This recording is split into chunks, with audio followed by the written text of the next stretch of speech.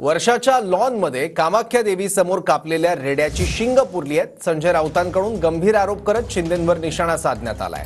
मुख्यमंत्रीपद दुसरं कोणाकडे टिकू नये म्हणून हा प्रकार केल्याचं कर्मचारी सांगतात, असं संजय राऊत म्हणाले। फडणवीस वर्षावर का जात नाहीत, मनात कसली भीती आहे, असा सवालही संजय राऊतांनी केलाय। बीजेपीच्या अंतस्थ गटामध्ये अशी चर्चा आहे की त्या बाहेरच्या लॉनमध्ये काहीतरी खोदकाम करून कामाख्या देवीवरून आलेल्या रेड्याची शिंग पुरली आहेत वर्षा बंगल्यावर।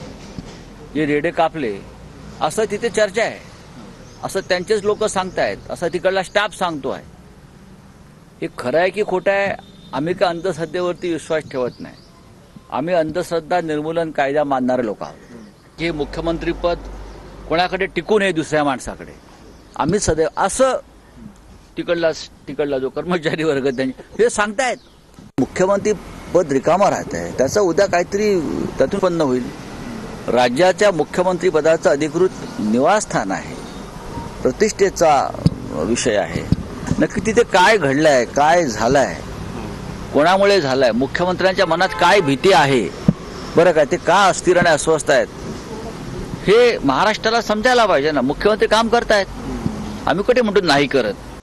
आता मला असं वाटतं थोडा मेंटेनन्स जर त्या ठिकाणी चालू असेल तर त्याला देखील राजकीय वलय द्यायची काही आवश्यकता नाही।